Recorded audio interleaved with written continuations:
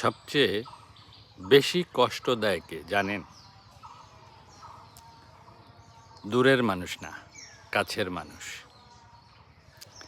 কারণ শত্রুর আঘাত লাগে বাইরে, কিন্তু আপনজনের আঘাত লাগে ভেতরে। আজকে জানবেন কেন কাছের মানুষই সবচেয়ে বেশি কষ্ট দেয়। মানুষের কষ্ট, প্রবলেম, আপনি যাকে সবচেয়ে বেশি বিশ্বাস করেন, যাকে নিজের মানুষ ভাবেন, এক সময় সেই মানুষটাই বদলে যায়, কথা কষ্ট দেয়, আচরণে আঘাত লাগে।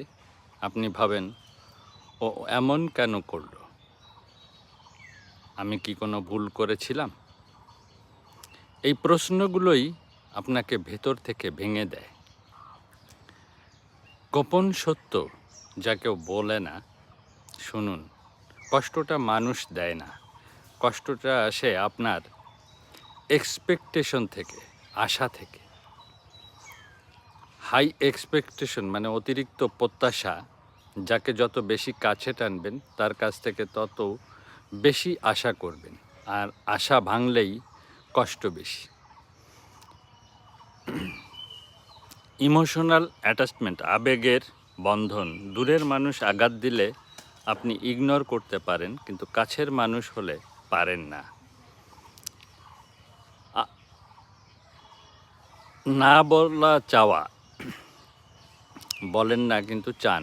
আপনি অনেক কিছু বলেন না, কিন্তু আশা করেন সে বুঝবে। আর নির্ভরতার জায়গা, কাছের মানুষ আপনাকে রিয়েল ভার্সন দেখে, তাই তারা এমন আচরণ করে যা অন্য কেউ করে না।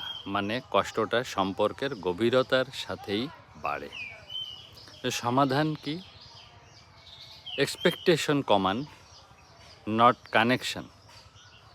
কম আশা, কম কষ্ট। ক্লিয়ার কমিউনিকেশন রাখুন, না বললে কেউ বুঝবে না। নিজেকে ইমোশনালি ইন্ডিপেন্ডেন্ট করুন। সব কিছু একজনের উপর নির্ভর করবেন না। সবাই পারফেক্ট না, এটা মেনে নিন। অ্যাকসেপ্ট করলে শান্তি পাবেন। মনে রাখবেন, কাছের মানুষ কষ্ট দেয় বলে তারা খারাপ না। তারা শুধু মানুষ, আর আপনি তাদের থেকে বেশি আশা করেছিলেন। যেদিন আপনি আশা আর বাস্তবতার পার্থক্য বুঝবেন, সেদিন কষ্ট কমে যাবে আর সম্পর্ক বেঁচে যাবে। ধন্যবাদ।